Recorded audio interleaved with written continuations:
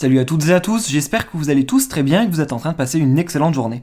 Comme vous avez pu le voir dans le titre de la vidéo, aujourd'hui on va principalement parler d'Ilan. Vous le savez tous, il y a plusieurs mois en arrière, un énorme scandale a enflammé les réseaux sociaux, et ce scandale concernait principalement Ilan. Mais au cœur de tout cela, il y avait également Alix. Souvenez-vous, Ilan et Alix étaient présents tour à tour sur le plateau Touche pas à mon poste pour donner leur version des faits. Et les accusations contre Ilan étaient extrêmement graves. Il est important de rappeler qu'Ilan bénéficie toujours de la présomption d'innocence. Et cette présomption n'a pas souvent été respectée sur les réseaux sociaux. Il y a tout juste quelques instants, Ilan a décidé de prendre la parole sur Instagram et il a fait pas mal de révélations. En effet, il annonce avoir appris des choses très graves concernant une personne qui s'était mêlée il y a plusieurs mois en arrière de son histoire. Et tout laisse à penser qu'il s'agirait d'Alix. Ilan révèle que dans les jours à venir, de choquantes révélations concernant cette personne seront dévoilées. Je vous laisse sans plus attendre avec toutes ces explications. Et n'hésitez surtout pas à réagir en commentaire. Les amis, je me réjouis jamais du malheur de quelqu'un. Même mon pire ennemi, je me réjouirai jamais de son malheur. En revanche, il y a une personne, elle a vraiment fait trop de mal à trop de gens gratuitement. Vraiment trop, c'est trop, c'est trop. Et dans la vie, tout se paye. Tout se paye. Je vous dis ça, tout se paye. Et ça va se payer très fort.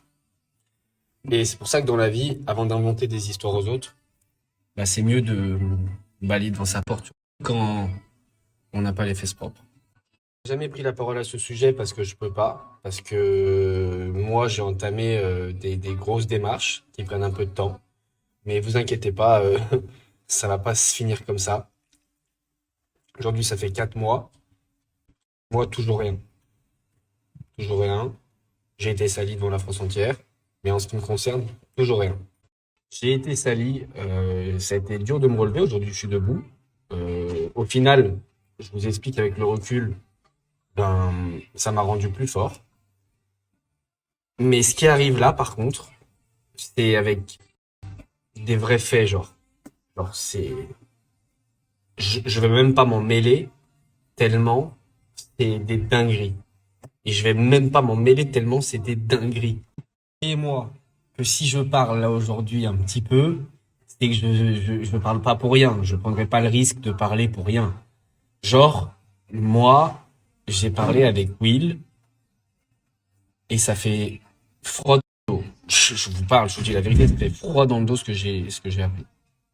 Tout va sortir, hein. Ça va pas être comme avec moi, il y a une vidéo, il y a pas une vidéo, il y a une victime, il y a pas une victime. Ça va pas être comme moi. Moi, ça a été que du vent. Du vent de A à Z qui m'a sali, qui m'a enfoncé, qui m'a détruit, ma famille, mes proches, tout le monde. Tu vois, c'était du vent, du vent, du vent. Là, ça fait des vrais trucs. Parce que j'ai vu de mes yeux. Tu vois? Je pense que il aurait mieux, il aurait mieux fallu rester dans son coin tranquille. Quand on a fait des choses comme ça aussi graves dans sa vie, je pense que c'est mieux de rester tranquille dans son coin. Je vous le dis. Faites ce que je dis, mais faites pas ce que je fais. Aujourd'hui, j'ai du recul. Je vous explique un truc. En France, il y a une vraie justice. Genre, il y a des mecs qui payent pas leur pension alimentaire. La police vient les chercher chez eux. Il y a des mecs qui se font attraper avec un peu de drogue. Ils vont les faire des descentes chez eux à 6 heures du matin. Moi, avec les accusations graves que j'ai eues contre moi, après 4 mois, toujours rien. Les gars, s'il vous plaît. S'il vous plaît. À un moment donné, il faut relativiser. Moi, je vais être transparent avec vous. Quelque chose que je vais vous dire. Il y a pas longtemps, j'ai eu le commissariat du 8e à Paris, là où j'ai porté plainte, au téléphone. Et je lui ai posé la question, je lui ai dit, j'aimerais savoir s'il y a une enquête en cours contre moi, ou des plaintes, ou quelque chose, parce que je suis pas au courant. Et il m'a répondu tout simplement. Ils m'ont répondu à 98% non, il n'y a rien, parce que vous serez déjà au courant. On a vos coordonnées, on a vos adresses, on a tout, donc vous serez déjà au courant.